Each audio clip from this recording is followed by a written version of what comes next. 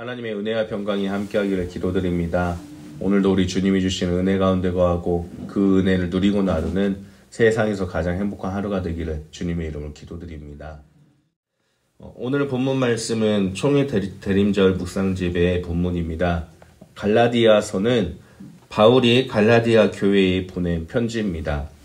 바울이 편지를 쓴 이유는 갈라디아 교회에 다른 복음이 들어와서 복음을 변질시키고 신앙생활을 변질시키고 있었기 때문에 바울은 편지를 썼습니다. 그래서 바울은 오직 예수 그리스도의 복음밖에 없다라는 것을 말하면서 참된 신앙생활을 하기 위해서 성령의 열매를 맺기 위해 노력해야 한다라고 갈라디아서 5장에서 언급을 합니다.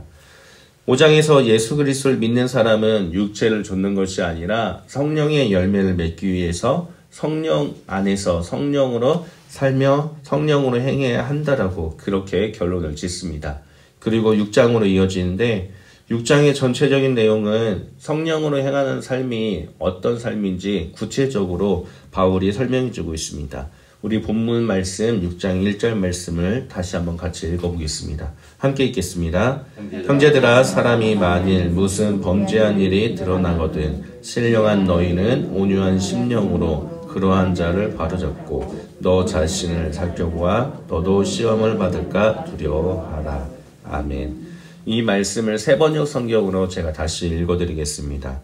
형제자매 여러분, 어떤 사람이 어떤 죄에 빠진 일이 드러나면 성령의 인도하심을 따라 사는 사람인 여러분은 온유한 마음으로 그런 사람을 바로잡아주고 자기 스스로를 살펴서 유혹에 빠지지 않도록 조심하십시오. 아멘.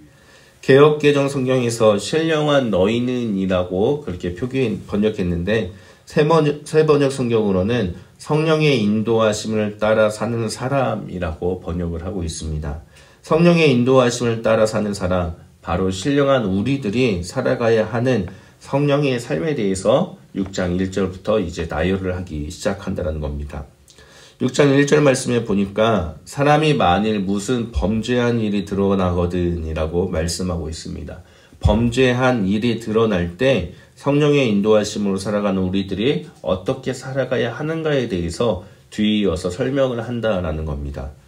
여기서 범죄한 일이라는 것은 우리가 생각하는 계획적이고 앙심을 품는 끔찍한 범죄를 뜻하는 것이 아니라 실수나 허물을 뜻합니다. 다시 말하면 누구나 실수하는 그러한 범죄를 저지르는 사람들이 있거든 신령한 사람들인 성령의 인도하심을 따라 살아가는 우리들이 어떻게 실수로 범죄를 저지른 이 사람들을 대해야 하는지에 대해서 1절에 뒤이어 설명을 하고 있다는 겁니다. 그렇다면 실수로 범죄를 저지른 사람들 그리고 그들의 허물을 성령의 인도하심을 따라 살아가는 우리들이 어떻게 받아들이고 어떻게 대해야 할까요? 우리 1절 말씀을 다시 한번 읽어보겠습니다. 1절 함께 읽겠습니다. 형제들아 사람이 만일 무슨 범죄한 일이 드러나거든 신령한 너희는 온유한 심령으로 그러한 자를 바로잡고 너 자신을 살펴보아 너도 시험을 받을까 두려워하라. 아멘.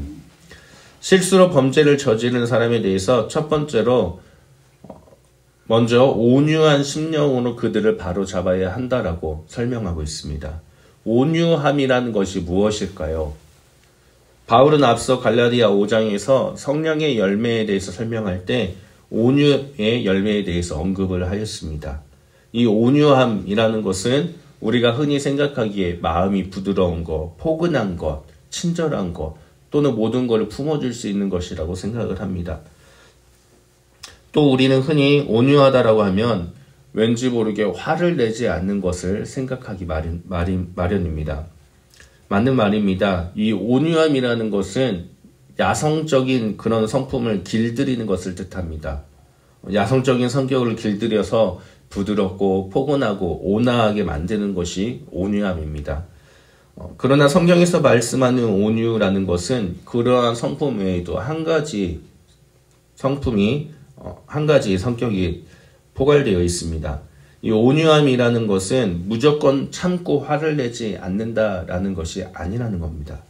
성경에서 말씀하는 온유라는 것은 우리가 생각하는 부드럽고 포근하고 무엇이든지 포용하고 친절하고 그런 것은 맞으나 화를 무조건 참는 것이 아니라 잘못된 것에 대해서는 화를 낼 줄 아는 것이 온유함이라는 뜻입니다.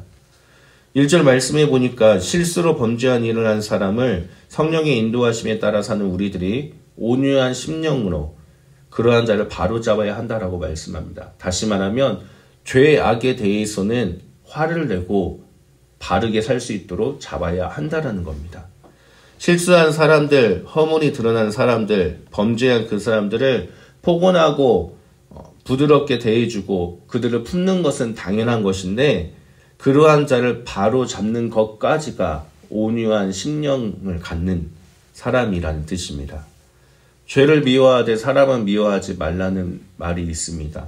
사람은 미워하지 않고 따뜻하게 대하고 사랑해야 하나 그 죄에 대해서는 바로 잡아줘야 되는 것, 그것이 바로 온유한 심령을 가진 사람이란 뜻입니다.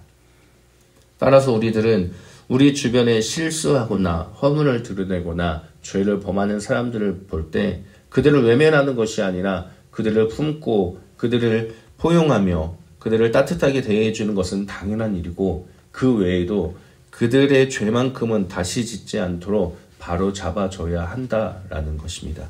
그것이 성령의 인도하심 따라 사는 사람들의 삶이라고 바울은 설명하고 있습니다.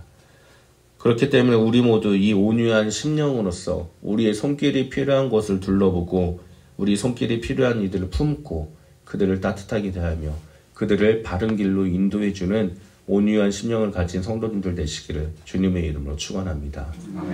두 번째로 성령의 인도하심으로 따라 살아가는 우리는 온유한 심령으로 죄를 범한 사람을 품고 바로 잡아야 되고 또한 우리 자신이 시험을 받지 않기 위해서 스스로 살펴봐야만 됩니다. 바울은 우리 스스로를 살펴보아서 시험을 받지 않도록 두려워해야 한다라고 그렇게 뒤이어서 설명을 합니다. 여기서 시험이라는 것은 유혹이란 뜻을 가지고 있습니다.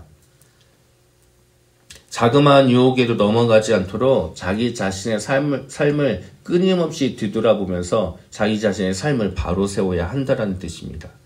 예수님께서 마태복음 7장에서 이렇게 말씀하셨습니다. 어찌하여 형제의 눈 속에 있는 티는 보고 내 눈 속에 있는 들보는 깨닫지 못하느냐.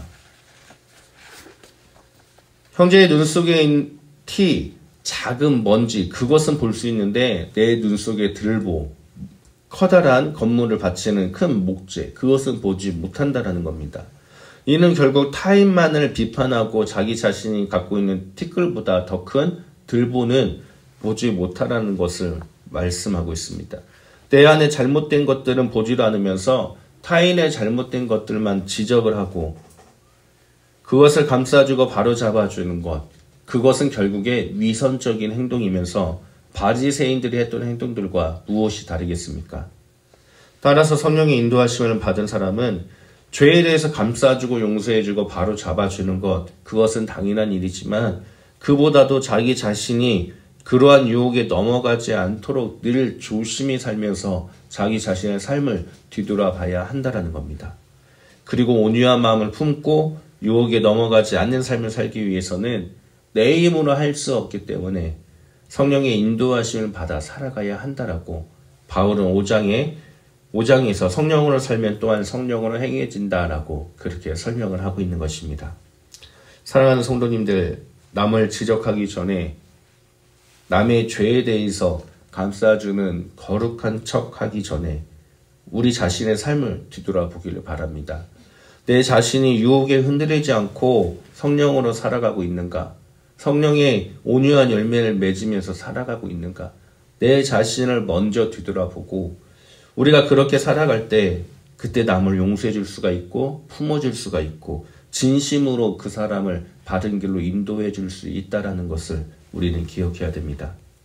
그래서 바울은 끊임없이 자신은 십자가에서 이미 죽었고 예수님만이 내 안에서 산다라고 고백을 하며 자신의 삶을 끊임없이 뒤돌아보았던 것입니다. 대림절 기간입니다. 우리 예수님은 오직 하나님 앞에 바로 서셨습니다. 자신의 모든 것을 내어주면서 우리의 죄를 용서해 주셨습니다. 우리도 이 기간만큼은 주님처럼 타인을 용서하고 품어주는 사람들이 되길 바랍니다. 우리의 시선을 우리가 외면했던 사람들 또는 죄를 지었다라는 거룩한 선 밖에 있는 사람들에게 눈길을 돌려서 그들을 품어주고 그들을 따뜻하게 대해주고 포용해 줄 줄 아는 온유한 성품을 갖기를 바랍니다.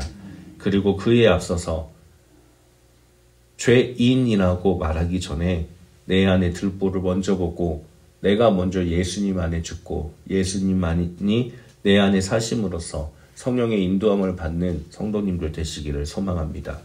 주님이 다시 오실 그날까지 거룩한 척하는 삶이 아니라 진심으로 성령 안에서 성령으로 거룩한 삶을 살아가는 성도님들 되시기를 주님의 이름으로 간절히 축원합니다. 함께 기도합니다. 하나님 감사드립니다. 오늘도 우리에게 말씀해 주심에 감사드립니다. 주님 말씀 따라서 내가 먼저 주님 안에서 성령으로 살아가게 하여 주옵소서. 내 안에 들보를 발견하고 그 들보를 회개하며 타인의 죄를 품어줄 수 있는 참된 그리스도인이 되게 하여 주옵소서. 주님이 다시 오실 그날까지 바울처럼 오직 나 자신의 삶을 겸손하게 주님 앞에 꿇어 엎드리는 삶이 될 수 있도록 하나님 우리의 삶 가운데 동행하여 주옵소서. 우리를 구원하신 예수 그리스도의 이름으로 기도드립니다. 아멘.